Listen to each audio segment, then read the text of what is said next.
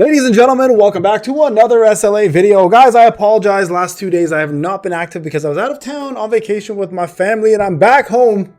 Home sweet home, nowhere like it. And we're going to talk a little bit about a few things to discuss. Number one, I do want to say this real quick before we even go on, is that we have ourselves a brand new codes coming very, very soon. And I need to submit something. We're going to go over the roadmap real quick and talk a little bit about what's been going on, what to expect at least for the roadmap. And I just want to say this right now real quick. This is going to be something I want to cover in this video as well. So the Fine Eternal Spring introductory event and the actual event itself is going on, where you fight an older future version of me. That's right, and my dragon. So we're going to show you guys this, how to do it, how to get it done, and then what is going to be in game in regards to rewards for you. So this is all going to be done. Also, don't forget, guys, to please hit that support button, get yourselves into the program. We have one active code at the moment, and I've been giving those codes out every single day. Let's try to get to the top 3,000 here for supporters and get ourselves some more codes. One more code coming once I submit this one, and we have at least 2 or 3 more codes on the way as well too. So guys, please hit that support button, get yourselves in. It's absolutely free and pinned in every single video and every single comment section. All right, so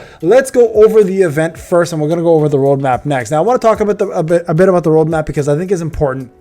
And I think also the fact that at this point, I would honestly be very comfortable saying that most national level hunters have not lived up to the name national level hunter and have kind of been beaten out by waifus and third string units. It's kind of been kind of sad. So we're going to talk a little bit of Antoine, Liu coming up, of course, and then of course the fact that we have a 2nd year anniversary dropping in May, which is coming very, very soon. This time's just flying, guys. It's crazy to think that we've been playing this game, some of us for over 2 years. Honestly, April for some of us is going to be 2 years. So it's going to be crazy to think that we've now gotten to the point where the game is aging. And honestly, it was aging really well at some point. I think right now, as we know, there's been a couple issues here and there, but let's go over the event so we can get that part of the video completed, and then we'll talk a little bit more about everything else happening. Don't forget, guys, the crafting artifact event is going on as well too, so try to get yourselves in. You have 10 days to create the perfect artifacts. I will go through that as well with you guys live on the next live stream if possible, which should be coming up very, very soon. I haven't been live very much. Again, life's just been crazy,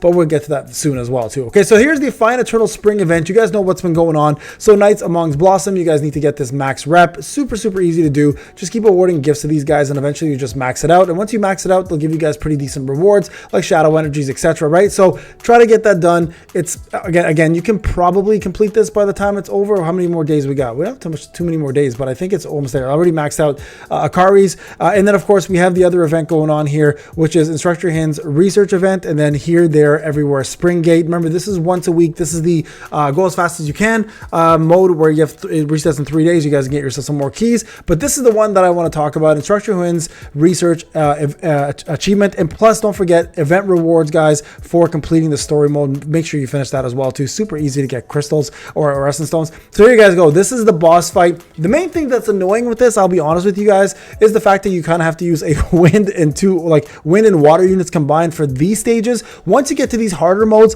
you don't have to worry about that. So just try to complete every single one of these that you guys can. That way you'll get the achievements for. You guys can see 85 points, 85 points. It doesn't really matter which one you do at that point, and the rewards are actually pretty damn good. You guys can see we have ourselves some gear, the rune fragments, all the way over to a Falkner's wings. Poor Falkner completely got taken away as a guild boss and put as a sidekick. We have my old picture here. This will be me. I will never have the side hair though. I don't know why they did that, and that will be the icon I'll be using going forward with my Burden Parent. And of course, you get yourself uncommon skill runes after you get the main thing here, which is the Spirited Spring Akari costume. Still don't understand why the hell they use that. This was my title, Burden Parent. I will always keep that title, but now we can go over here and I can you know what, no, it's not him. Hold on, we gotta find the other old man.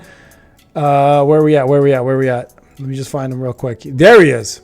We're gonna apply this. Yes, everybody makes fun of me saying this is Payne fighting against himself, and yeah, I'm okay with that. We're okay. So let's go ahead and do these last two because I've cleared and haven't cleared this one. We'll do 5 here. And so here, this one, you guys can use whoever you want. You don't have to stick with just water and wind to get the trophies. This one, you can put whoever you need. I'm going to go ahead and put these guys in here, and we're going to go ahead and rock and roll and kill this off as quick as we can. I'll leave it as is, and we should be fine. So while this is going on, I'm going to put this as my, no, missed out on it. Okay, we'll do it again. So we are going to while this is happening, okay, there's a fight going on here, you guys can see. So this fight's pretty straightforward. It's kind of cool because you can actually, unlike most of the team modes, you can actually switch units in and out, and you can also switch between them, which means you can go ahead and use other units at the same time, and rather than QTEing, they'll come in and you can use them together. It's kind of a cool little feature they've added, and I kind of wish all the team game modes were kind of like this. I think it makes it more fun. So what's going to end up happening here, guys, is you're going to fight this boss here, and then once the boss is like in an immortal state, he's going to have this phase where he summons just other versions of himself, like big heads of himself. And then once that's complete, he summons Fakna, and you'll just fight, like you'll see right here, there's gonna be like lizards and stuff and other mobs, and then it's gonna be like big heads of himself. So just right here, there it is. I always crack up when I see this shit. It's crazy just to see like giant heads of him just popping up here and there. So try to do this to get the rewards. It's super easy. It's honestly fairly fun fight, and it's kind of a unique one. I kind of like what they've done with this, and it's not a hard fight by any means, right? And here you guys can see he starts coming in with his AoEs. He's just dropping himself. This is what I look like when I fall out of bed, and then of course Fakna makes a little appearance coming up very soon. He should be coming right about now. There he is. It is called Damage Wing because it looks like he hurt, like right there. You can see his wings are all messed up. So it looks like he did get his butt kicked in the guild boss fights. And no longer is the same mighty dragon he once was, and has now been replaced, of course, by the Manticore, which I think is a way better boss fight. And I think everybody can agree with that, right? So you guys can see he goes into immortal phase as well. The professor will come in one more time. He'll kill Fakna off. There he is, his professor. You guys can see this is an April Fool's Day monster. It was just meant to be a fun thing to do. You can do this on auto. Most of you can do this on auto, and I mean again, the fight itself is pretty unique and pretty fun. It's something that I think is needed in the events. I personally like the boss fights in events. I don't like just the mini games where like you mine and stuff. I think this is a much cooler concept, and I hope they continue doing this. So there you guys go. That's completed there. You guys will see after using the 5 keys. You guys can use up to 10, by the way. It's free to play. You'll get yourself some rewards here, and it'll pop up right here and give you guys what you need in terms of points. So remember to use the characters that are appropriate for this because you will get more out of it. So like the wind team and the wind team and the water team, I think right now are the units that'll give you more points. So the more of the weapons you have, the more advancements you have of these characters, the better you'll get in terms of rewards. You guys can see you get these pretty good rewards, honestly. And at the same time, you get yourself some gold along the way as well too. All right, let's go over to the roadmap here. Let's talk about what we really came to discuss here, in my opinion, is this. Now, this roadmap has been interesting, right? Because I think so far to this point, they've kind of done everything they needed to do. You can see here the Spring and April Fool event is going on in March. The Hunter Team Fight mode is actually going on as well, too. The event dungeon is happening. Sugimoto came out. New content was released. And new shadow. So this is everything that they've promised, right? So this is where it gets interesting. April. So they actually put national level Hunter Antoine here as the April unit, but we now know it's Elena, right? So I think what they're doing, and some people are asking, hey, Payne, do you think it's possible that they might do the same thing they did with Sun Kihun, where they'll bring up 2 units, one through black tickets and one through raid up tickets? I'll be honest with you, now is not the time to do it if they decide to. I think it's too early, especially after the release of all these characters and all these infusers that are required. I think right now everybody needs a little bit of a breather and a break. So I don't think they're going to do that. So what I think is going to end up happening, because I don't know if you guys noticed, but in the month of May with the 2nd year anniversary, there wasn't a unit announced, right? You see that? There's no unit announced there. So I think what they're going to do is they're going to take him and move him over here, right? And then they're going to put Elena here, and then he will then be... So here's my thoughts on this. Okay, and please comment below and let me know what you guys think. And I think this is... Some of us may agree, some of it may not, but I think this is what's going to end up happening. Elena might, in fact, be a water unit support to replace Maylin because she's super old.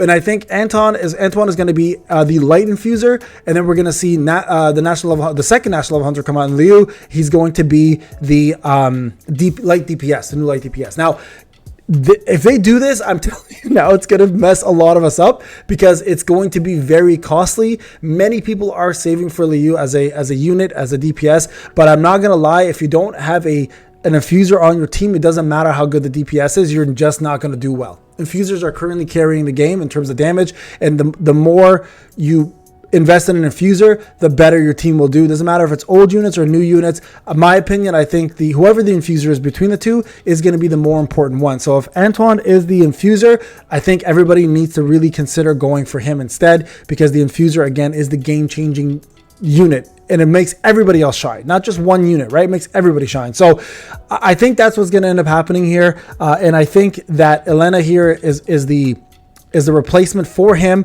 He's going to be moved here instead. And again, this is cool because we also have the new story for the Monarch of Frost and the Death of Golgan. We have the new simulation gate coming out in Sun Jinu. This could be pushed back as well. New guild content, I think, has already been added. So this should be here technically, or here. And like you see some of these things have moved around. And then from there, you see the brand new WOBLs coming out in the month of June with Liu coming out as the main unit. So you can probably bet your ass that we're going to see 2 back-to-back light units. And then if Elena is the water unit, then we're kind of screwed. I kind of hope they make the Elena the infuser and Antoine is just kind of like a support, which we don't really care about. Hopefully I can skip him. And then, of course, Liu being the new DPS. I think, honestly, they've not done a good job with any national level hunter to date. Not one.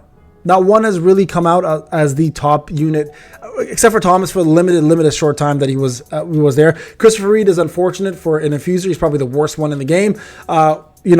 Thomas was replaced next month by Kanae, and then never really had a chance to shine after that. Maybe once or twice for like a guild boss or a POD, and then everyone else who's coming after him.